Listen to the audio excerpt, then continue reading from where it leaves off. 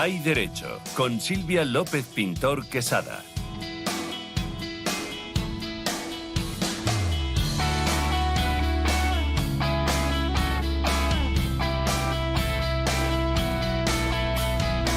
Continuamos en Cultura Emprender, Radio Intereconomía. Y como todos los meses, en la sección Hay Derecho, vamos a tratar uno de los temas jurídicos que más nos preocupa y ocupa a los propietarios, empresas y grandes tenedores de locales y viviendas, la ocupación de los bienes inmuebles.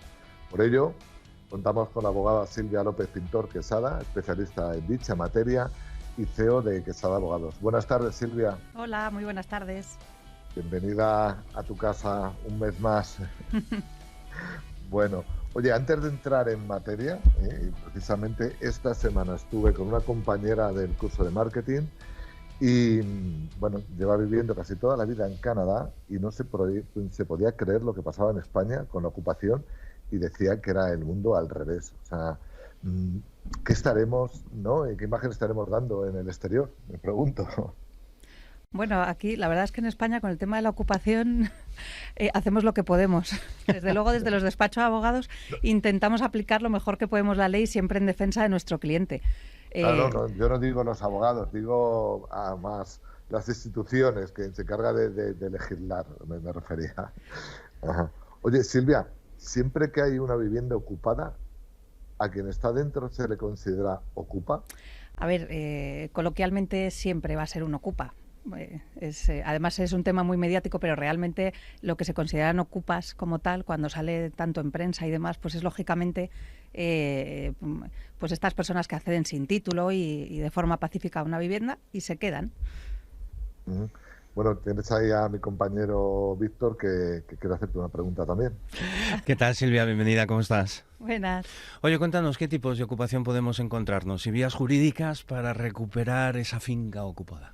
Bueno, principalmente tenemos tres, que sería la vía civil, cuando un arrendatario pues deja de pagar la renta o a lo mejor tenemos un precario y entonces pues hay que iniciar un procedimiento civil para el desahucio.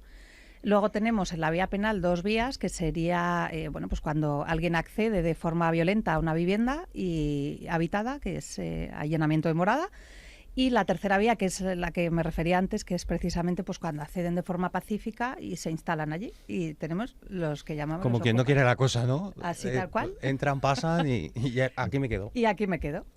Sí. De hecho, en el nuevo plan de vivienda que están hablando, comentaban como que ya muchas de esas viviendas que se han ofrecido ya estaban ocupadas. O sea, sí, eso, sí.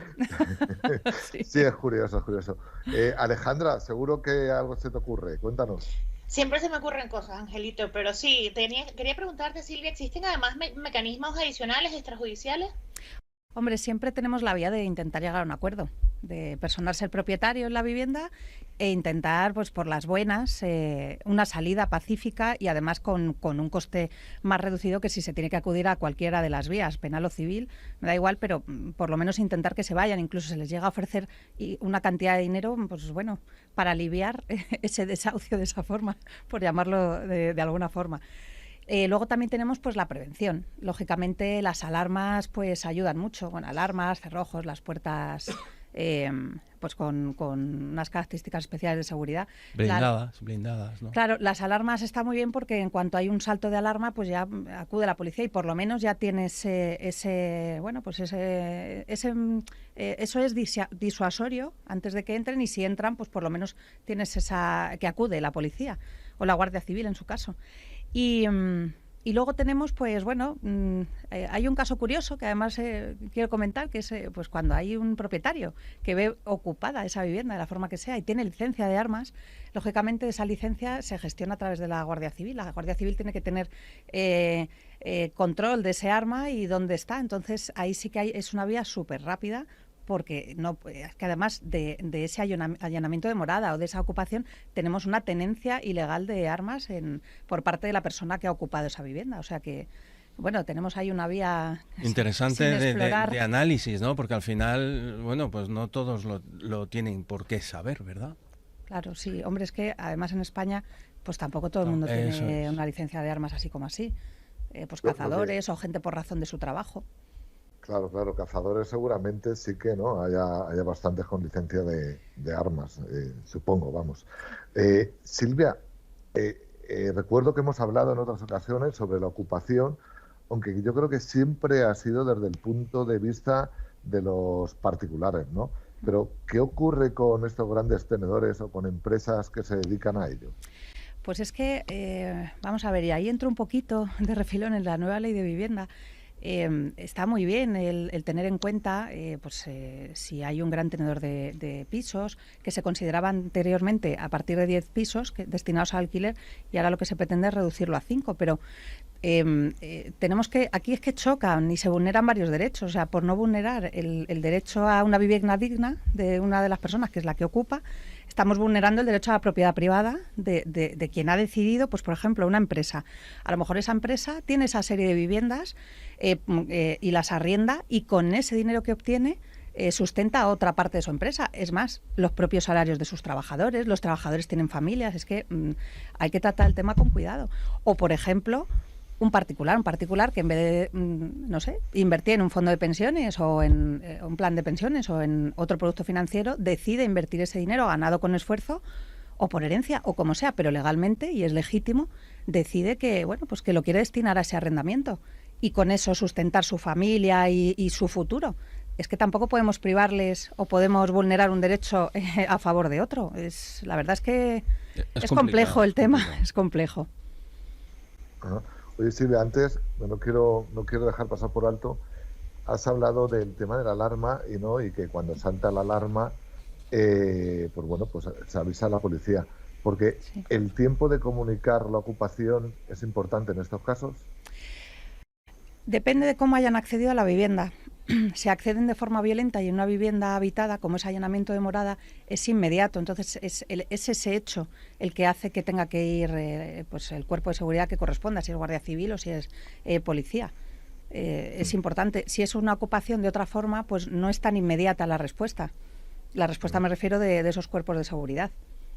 Ajá. ¿Y cuáles serían un poco los pasos que tiene que hacer una persona que de repente se dé cuenta que tiene su vivienda ocupada? O sea, ¿en qué momento debe contactar con el abogado? ¿Cuáles serían un poco los pasos, ¿vale? Un poco para, ¿no? que sirva como guía para cualquier persona que le pueda suceder, porque estamos todos en riesgo, básicamente. Sí, bueno, en caso de una vivienda, un inmueble vacío, lo que tiene que hacer es pues eso, contactar con el abogado e interponer la denuncia correspondiente, porque es importante también la forma en que se interponga la denuncia e iniciar ese proceso pues un proceso penal, porque se ha usurpado ese inmueble.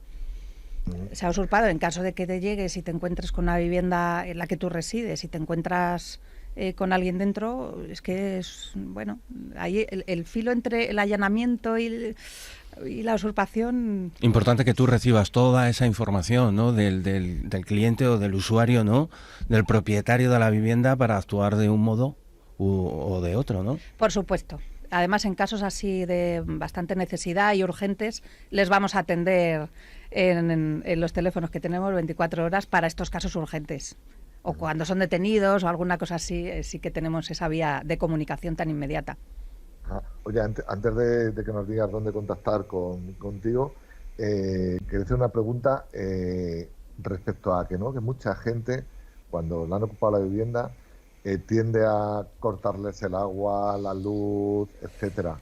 ¿Qué nos puedes decir al respecto? Bueno, pues que no me extraña que les dé por hacer ese tipo de cosas, porque es verdad que te sientes impotente. Sin embargo, se puede considerar como medida de coacción. Fijaros, es que es tan complejo el asunto que se puede considerar como que el propietario está coaccionando a su ocupa para que se vaya. Una locura, ¿no? Sí, Una locura. Total. De hecho, me consta que hay manuales en internet de Ocupa que te dicen Sí. como todos los pasos que tienes que hacer, ¿no? Pues para ocupar y aguantar en una vivienda que no es tuya, que me parece, la verdad, Sí, el mundo... hay manuales, hay asociaciones que les ayudan, que les guían y dicen en este municipio, en tal zona, hay una zona donde se puede ocupar. Hay de todo. Hay de todo.